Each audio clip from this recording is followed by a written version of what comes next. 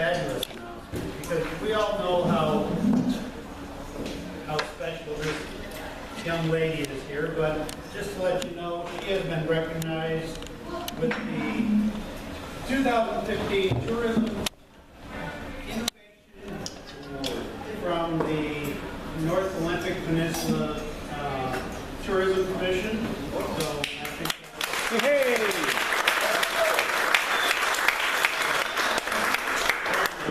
says for valuable insights, expertise, and experience in supporting local tourism and notably contributing to the success of the Olympic Peninsula Tourism Commission and its partners. Thank you. Are there any announcements or introductions?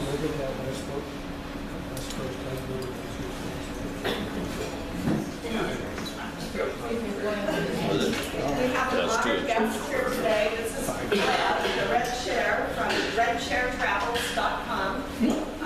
Red Chair Travels was started by an innkeeper on the East Coast.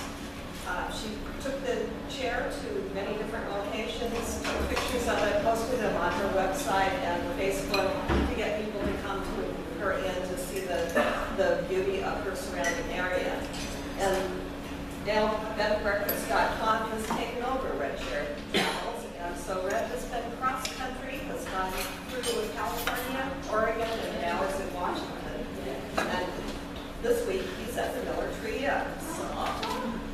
So I've been posting pictures of Red at the beach. We'll have a picture of him here at the Chamber of Commerce meeting. Tomorrow he's going to the rainforest and down to the Clallam beaches.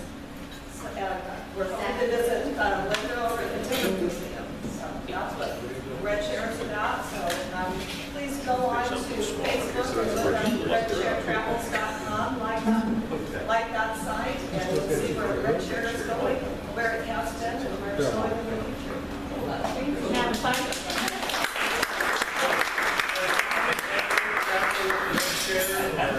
And which travel's easier? I would think that Pocket Edward fits in the carry-on luggage a little better. Okay, any other announcements? Okay, we'll go to the other sister block. Some of you, I think, hope all of you have one of these posters on your table. It's about the mandolin concert that's coming up, and it's a week from Friday and Saturday, the 6th and 7th of November. If you saw it last year, I think you'll remember how great it was, and they're coming back to do another performance and also to release a new album. So it's going to be at the Rack at 7 o'clock on Friday and Saturday, November 6th and 7th. It's $15 a ticket. You can get 2 tickets for $30, and I have those with me if you like. You can also get them at the door, but I'm telling people, maybe you'll avoid the rush and get first choice of seats if you walk in with your ticket and not have to wait in line to purchase it. So if you want a ticket now, come get me. If you want to take a poster to your business and display it, please do that too. But we'd like to fill the Rack for both those 2 nights to keep these guys interested, because it's just a really fun evening and great talent that's coming to Fort. Great, thank you very much. Mr. Clallam. I just wanted to introduce Connie Beauvais here. She's a guest here again. Maybe some of you have seen in the paper that I formally endorsed her for the Port Commissioner position that I am vacating. So I'm here to ask your support for her election.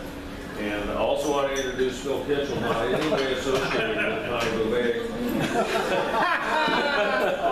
Lucky for Connie. In case that's the way you feel about Phil, because he's polarized some folks.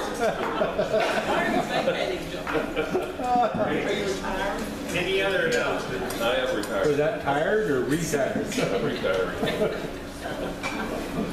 Okay, well, I'm going to turn it over to Lissy, and I think Lissy has a couple of people she would like to introduce. Bill, Even about 1,000 announcements. So there's a clipboard going around the room. It's the sign-up sheet for the wine and cheese event. If you feel so inclined to volunteer that night, we have a spot that you feel comfortable volunteering in. That's what we make a list for.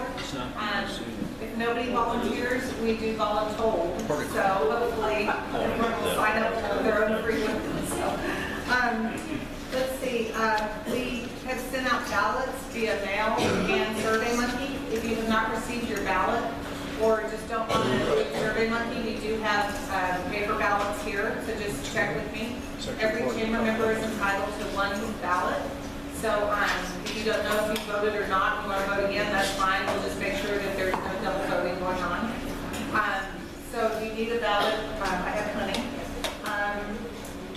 We've got some posters for the wine and cheese. If you don't mind displaying that at your business, whether it's to the public or to your employees, we appreciate it.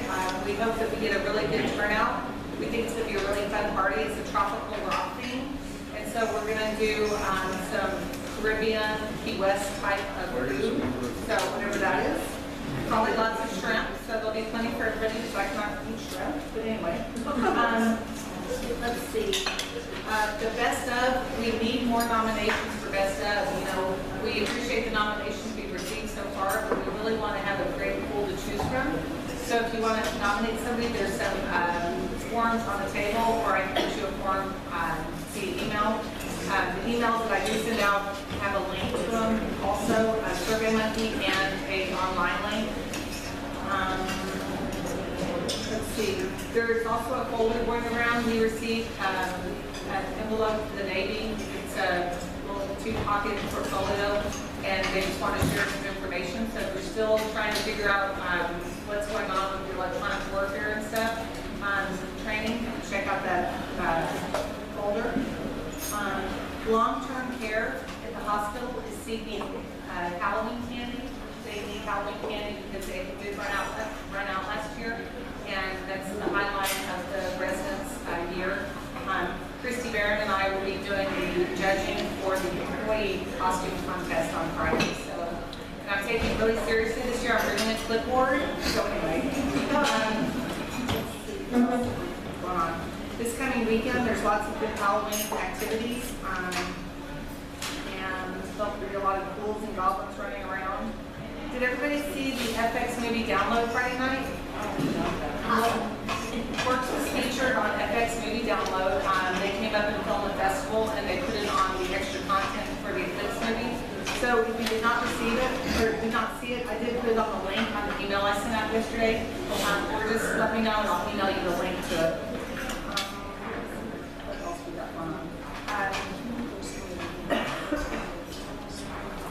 On November 11th, our program was to be announced, but we did set that program this morning. It's going to be Diana Raymond talking about the options for the school and the grant and so forth, talking about the stadium and the field. So if you have questions on that, make sure to attend on November 11th. And with that, I'm going to go ahead and hand over the floor to Leslie. Sorry. Okay. Leslie Calloway is our spotlight speaker today. She's from WorkSource, and she requested a few minutes to talk to everybody. So we'd like to welcome Leslie Calloway.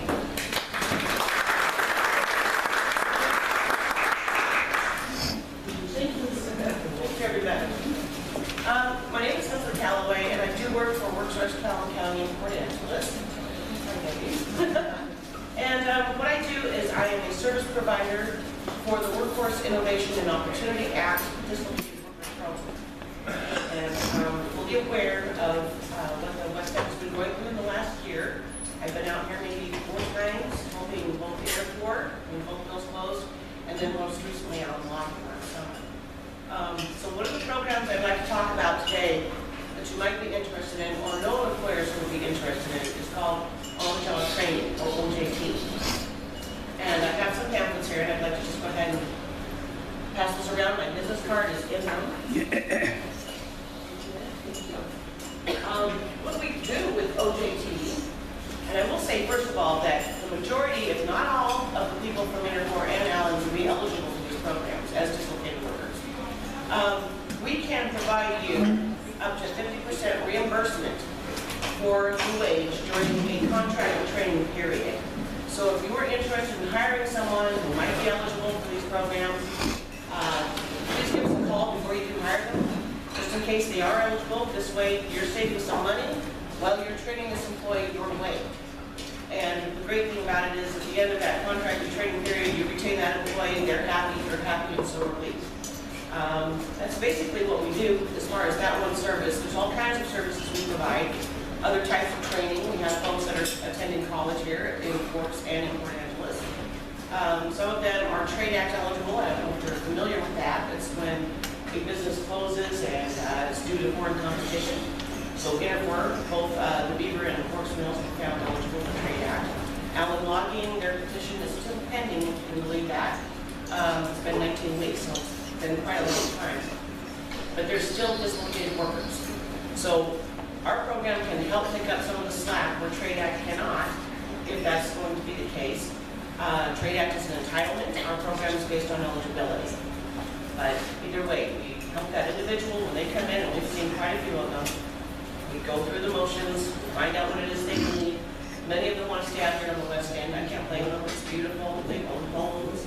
A lot of them are working for themselves right now. But we're trying to help them find something sustainable and full-time and perfectly covered employment so that they have some benefits to look forward to. So does anyone have any questions for me? Yes? At the port, we're really interested in full employment and economic development. Are really shocked with the issues out here and struggling to figure out if there's any way we can do. We've recently been working with a sector of our economy that's really booming, and that's marine trades right now.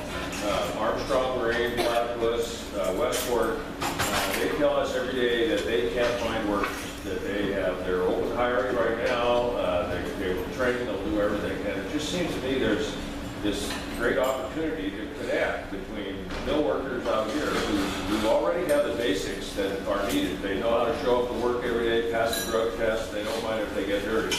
I mean, basically, they know how to work with equipment, with machines, and these guys are dying for employees. Is there any, and they could take advantage of your on-the-job training too if they had to be provided some specialized training.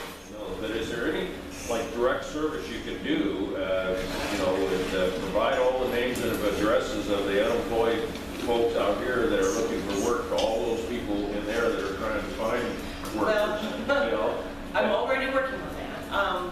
For Westport, I'm actually working with Schwest out of Louisiana because they want to have the control over the new hires for all of the Westport locations. Right, all companies that have their policies. Right, so I'm working with Stephanie Edwards down there at Schwest, and what they're doing is they're sending a list of names of people who apply to any of the Westport locations every Wednesday and Friday that they would like to look at. We meet with those individuals, I haven't seen with anyone, but we meet with them and find out if they're eligible for that program.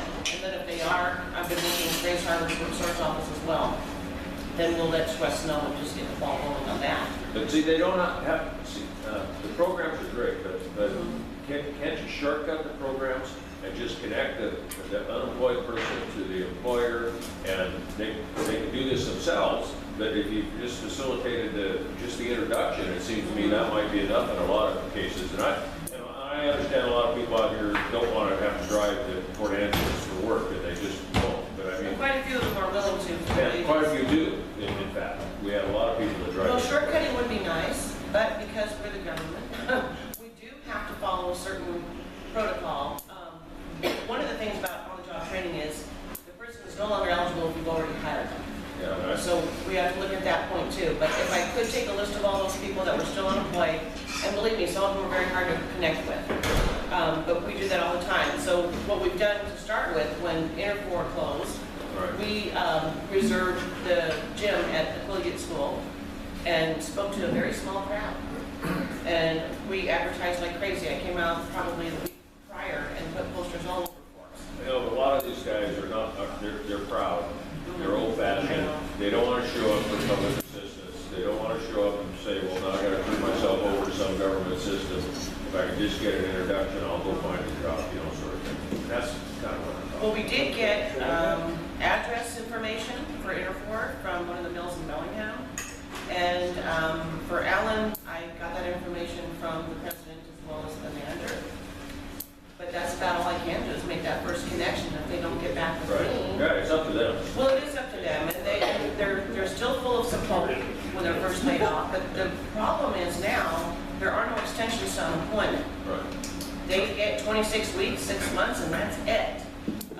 So we're trying to make that clear. A lot of them are coming right to the end of that. I'm sure I will see more of them when they're right down to that spot. Well, the mills aren't gonna open up again, and so it's not gonna be just a period of time until the mills open again. It's there this year.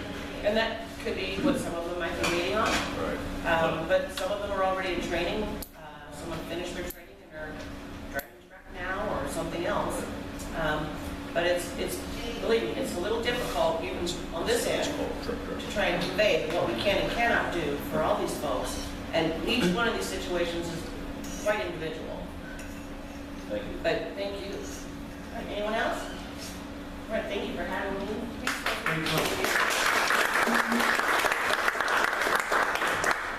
So it's my pleasure today to introduce our guest, George Bergner.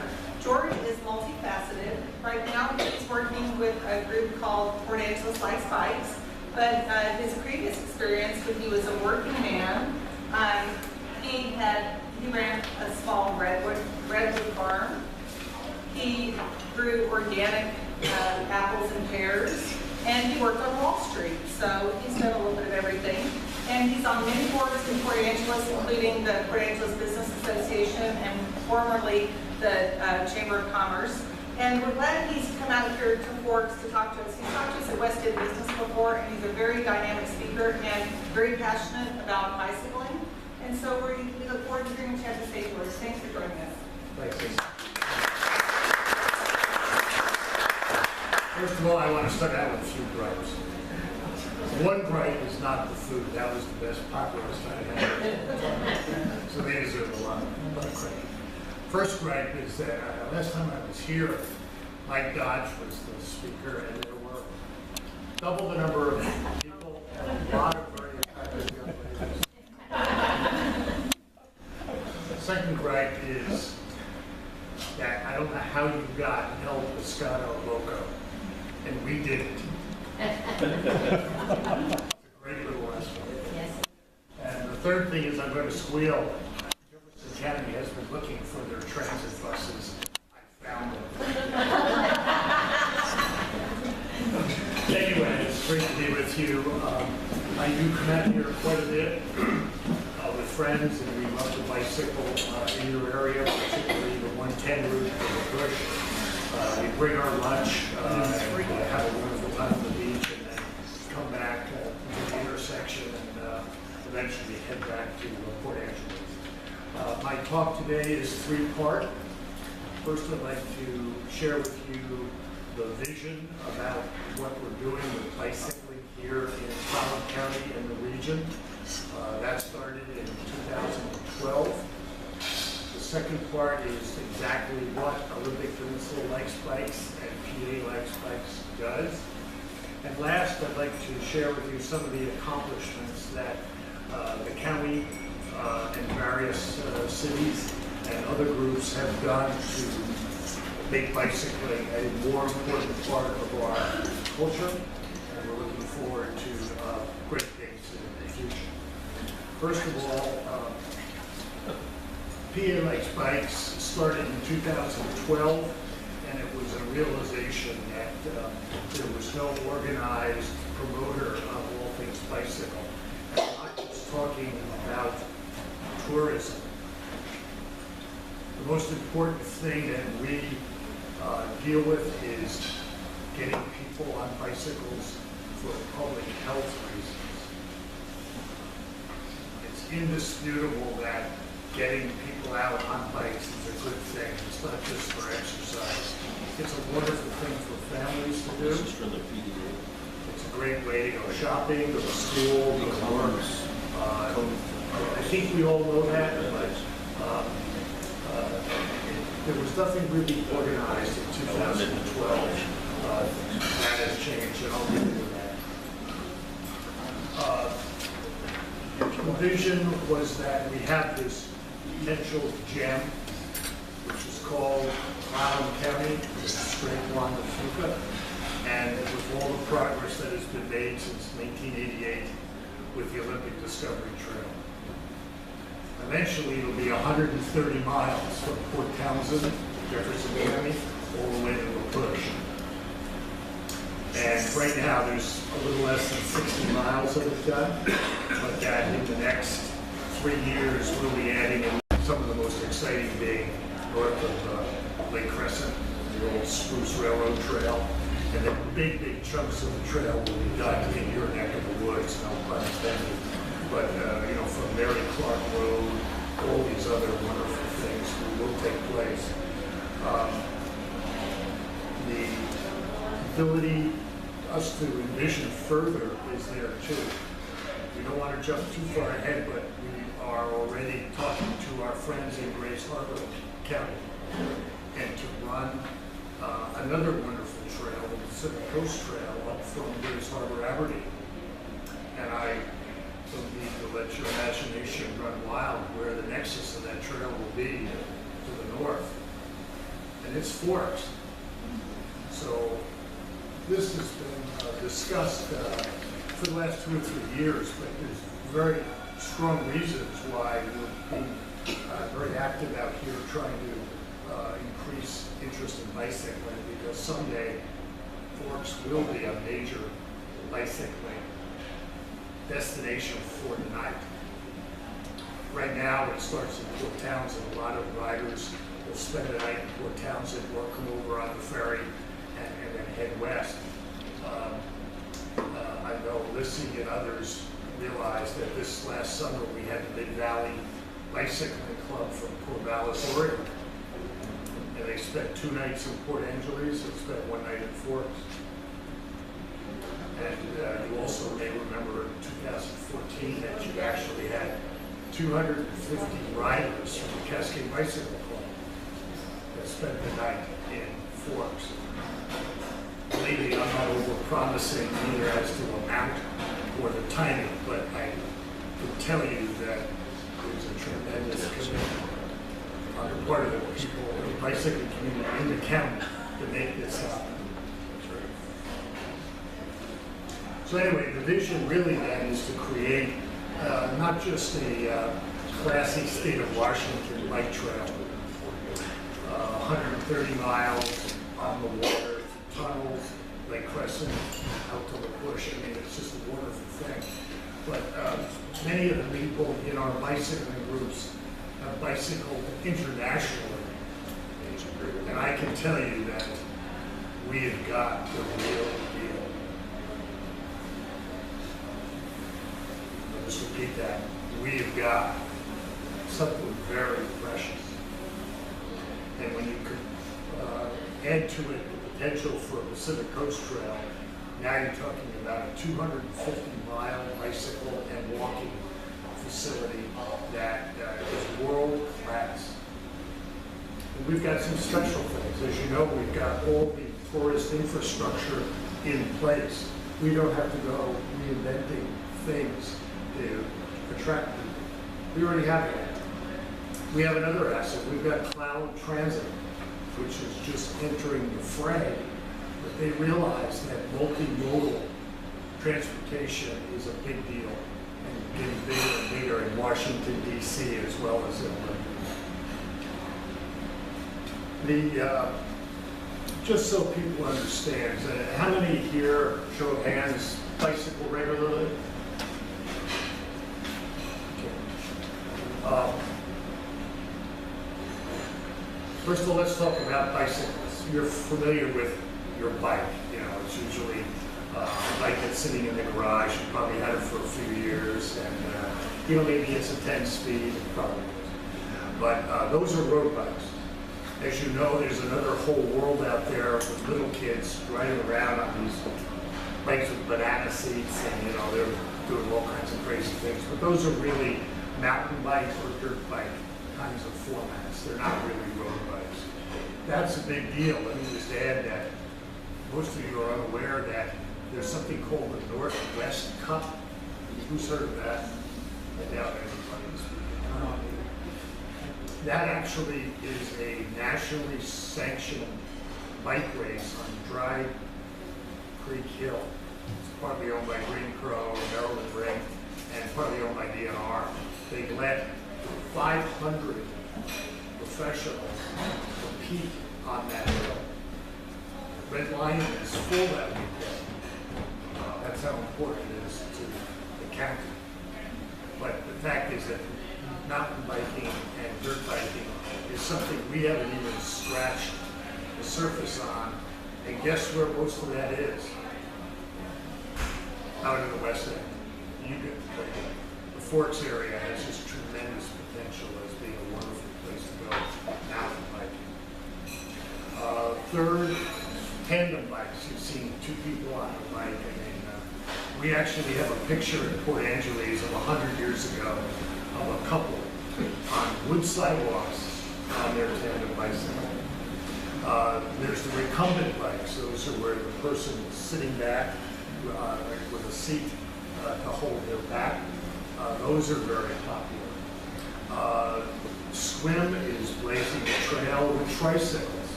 Why? They have an older population. People need to get a little less secure about being on a bicycle, but feel great on a tricycle. They can put a basket in front, they can go shopping, they can go this, that, and the other thing. So that's another important one. The most important, at least understood one, is something called e-bikes. And e-bikes are the rage around the world.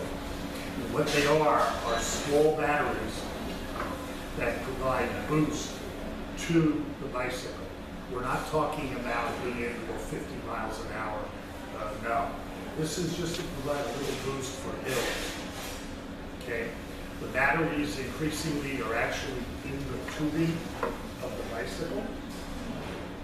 And the boost is less and less in the rear axle and increasingly actually inside where the pedals turn. And when you go to countries like the Netherlands, Belgium, Germany, France, and Japan, Korea, these things are taking the world by storm. It's a big deal for people with environments with hills. It's great for aging populations. It's just a great way to bicycle to just about everything in your life within reason.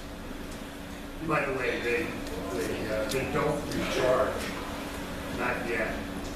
So in other words, you go home with your bike and plug it in and recharge the batteries. But it actually uses more energy to generate the energy. Just think of it, something has to interact with you real. But they will work that out. So those are the types of bicycles. Let's talk about the users. Well, we know that bicycling is, other than walking, the most popular regular form of exercise in the United States. We're talking tens of millions of people every year get on a bicycle. What may surprise you is the economic impact of all this. If I told you that Americans spend $10 billion a year on new bikes, you probably wouldn't be that surprised. You know, things have changed. I mean, there's still lots of $100 and $200 bikes in Walmart and other places. But the top end now is well developed, including custom frame builders, and those bikes go up to $20,000. When you go to the bike shops in Port Angeles or Clallam or Port Townsend, you will see plenty of bikes, you know, $800, $1,200. That's sort of the sweet spot for ardent fans. But there are plenty of bikes out there that are $2,000, $5,000, $10,000. So $10,000 for bikes. There's another $10,000 for clothing. These are shoes, pants, reflective gear, and of course the most important thing being helmets. There's another $10 billion in bling. And bling is all that stuff you see attached to the handlebars. This includes things that like Cat Eye, Garmin, Strava. There's just a whole battery of things now that people get. Heart monitors on your wrist. I mean, this lets your imagination run wild. People who get into this don't seem to have budgets. They just seem to want to do it. So there's $10 billion there. Interestingly, you might ask, what else is there? Well, by far the biggest amount is bicycle tourism. These are people who throw a bike in the back of their car or RV and they're going to go someplace. That is a squishy number, but the lowest number I've ever seen is 30 billion a year. So we're looking at a contribution to the U.S. economy of about $60 billion. It's a huge number. And of course, we need to get our fair share of that. I'll come back to that. So in terms of the vision then, I just want you to know, number one is public health. Number two is stimulating economic activity relating to bicycle. And number three, increasingly, is supporting government as they apply for grant applications that relate to trail development as well as related items. We increasingly are involved in providing metrics, numbers, so that government, when they apply for grants, can legitimately say where we are, what we have been, I'll get back a little bit on that. So if everyone is really there and what the vision is, it's not just about doing the Discovery Trail, it's to turn the region into a world-class bicycling mecca. And we have a special partner with this, which I haven't mentioned yet. The special partner is none other than Victoria, BC. Victoria is the #1 bicycling city in Canada. And we spend a tremendous amount of time in Victoria and them over here cementing relationships. Many people think it's part of tourism, and I guess it is. But the fact is that bicyclists are really sort of a unique group. They range from the fanatics to people who are just casual about it. But I can tell you living in Port Angeles, the ferry brings over huge numbers of Canadians. And some of them just for the day, others will spend the night. Some of them are on their way to some other place as well. But to give you an example, Ride the Hurricane, which is sponsored by the Port Angeles Chamber, we're up to 700 riders a year. It's not a race, it's just an event, but it's the only day that the national park actually closes the road to cars. And we get almost 100 riders from Victoria. On Canada Day, which is their equivalent of our July 4th, happens to be July 1st. This year we got 127 riders come over just for the day. They get off the ferry, they sort of wave goodbye to each other, and they just zoom up to the top of Hurricane Ridge.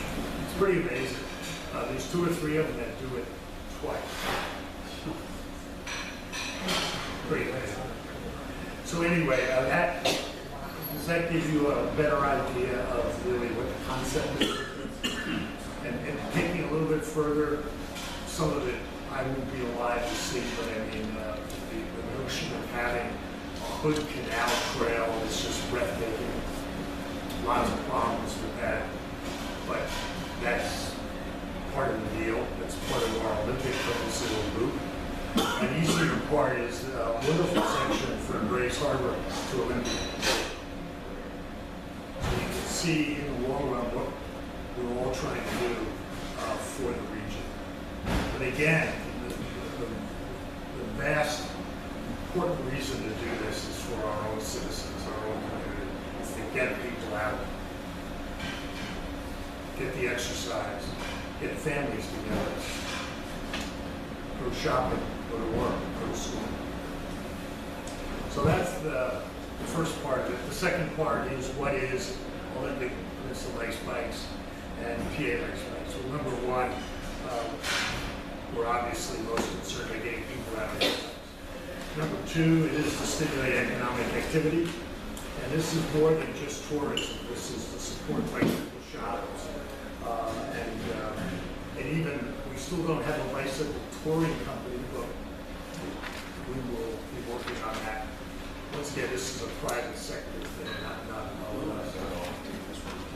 Olympic Peninsula Lakes Bike supports all things bicycling, which includes assisting in other organizations that have races or rides. We provide volunteers. We also have bike racks, which were provided to us by the City of Port Angeles and the Clallam Festival.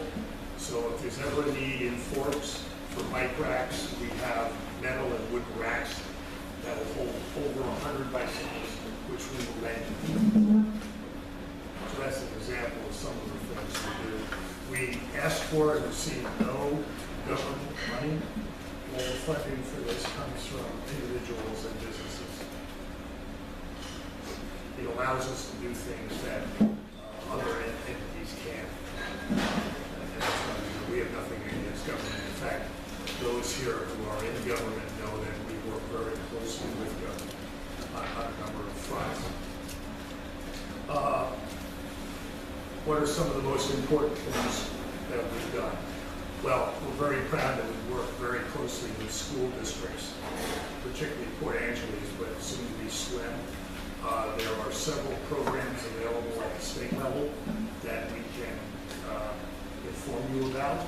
And these are supported by your state advocacy organization, which is called Washington Bikes. And it's a wonderful organization that advocates for all things bicycling. They were a major positive in getting the governor this year to put $500 million in the budget for urban and rural trails. It's an amazing change of emphasis. But again, it gets people out, gets people off the road. You see why they're heading that way. The last part of my talk is, well, what have we done? I think the most important thing that we've done is to stimulate an application. We all should be proud of this, by Clallam County and the City of Port Angeles jointly. And your county is now a bicycle-friendly community with the city. It's a joint application. It followed after two other models. One was Jackson, Wyoming, and its county, Teton County, which also, by the way, has a national park headquarters.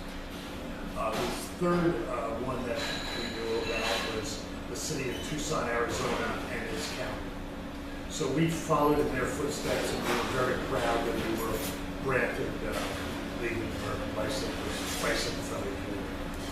By the way, the state of Washington is the #1 rated state by the Native American bicyclists. And we have been for 8 years running. So what does it take to become designated bicycle friendly? It's a 98 question application. It's very complicated, but it's very worthwhile. It's something equivalent to All American City. It's a big deal. There are not many in the United States. I can send you all the information. So that's my question, is it like how many trains you have or biking events that takes into account all The those things? school, police, how many accidents. Okay. It's very, very complete. The League of American Bicyclists, they're not just interested in giving anybody a bicycle-friendly community, that they want to start a process in the community so that it keeps going. So we, as part of applying, have something called a Bicycle Advisory Committee, which you have to have. We meet monthly. And in fact, we're looking for 2 members from the West End. But in order to make this work on a county level, we need to have people from all parts of the county so that we can act in conjunction with each other and get it done. So we got that done. One other thing we should be very proud of is that the Jamestown Clallam tribe became the first Native American tribe to ever apply for bicycle-friendly community, and it too was granted. That's really amazing when you think about it. The Jamestown Clallam tribe is the only one in the United States. the lucky recipients from Washington State Department of Transportation of one of only 15 state-of-the-art trail counters. And this is largely because of all these other activities I've been telling you about. But WashDOT has begun a process of spending some of its budget to view transportation as more than automobiles. And the result of that is that we should all be proud that Clallam County was the recipient, and we're hopeful that we will get funding from one of the government agencies here in the county for a second one. Why do we need two of them? Well, the two obvious spots at the moment, of course, is the Dungeness River Bridge, which will reopen at Christmas time. And the second location is in front of the Red Lion in Port Angeles. We're looking to get maximum counts of the first two units. However, we're also seeking funding for a third unit, which will be mobile. These counters are more or less permanent. They're actually, the sensors are embedded in the concrete. But we're looking to get a funding source for a mobile unit that could go to the city of Forks or the Quilly Tribe, or it could be between Port Angeles and Swim. These counters will provide metrics for all of our public bodies and non-governmental organizations to actually make the application for grants. There's lots of them out there. They're getting harder and harder to get unless you got the numbers. You can't make this stuff up. Interestingly enough, though, it also will impede. Olympic Peninsula Lights Bikes will be organizing volunteer bicycle counts 4 times a year. And can anyone guess why we have to do that? Some of these applications actually want your breakdown of children, men, women, disabled people. So you've got to have the ability to capture that data. The electronic counters will do that. So you can see we're embarked on more or less a process to get good at this stuff for the county. We're kind of running low on time. All right, I'll stop. Do you want to wrap up or take questions, or? Let me just rattle off real quick the events that are in your county. Okay. One is the Northwest Cup, which is the downhill racing thing. Ride the Hurricane, you know about. Ride Around Washington comes here every 4 to 6 years. That's 250 plus riders. There's the Tour de Lavender in Swim, as well as the Tour de Dungeness. We had the Taiwanese Benefit Society here in 2014. And last but not least, we've got regular visits from the Cascade Bicycle Club in Seattle. They usually go to the Dungeness Peninsula, but they do come here and they do call in the Hurricane. So I'll shut up and just say that we're thrilled to be here, and you can view this as just one of many visits to folks.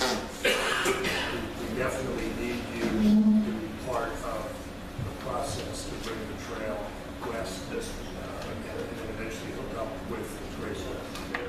Thank you. Oh, yeah. Thank you, George. Anyone has any questions, I'm sure George would mind sticking around a few minutes afterwards. And I'd like to present you with a book as a thank you and then a certificate for your presentation. Thank you. Okay, there is no further. Okay, one more thing, I guess. One quick thing, and that is I'd like to acknowledge that this meeting was recorded thanks to Clallam Public Eye. If you want to see what we talked about today, you can log on. It has a YouTube format. And Bill Peach's career as a movie director has just started. I'm sure we'll be enlightened as to the little I'm sure that- conversations at that table. For the right price, this camera is available. And I think George is going to pay it because he gets the camera. Thank you. Okay, thanks a lot for coming, and we'll see you next week. Yeah.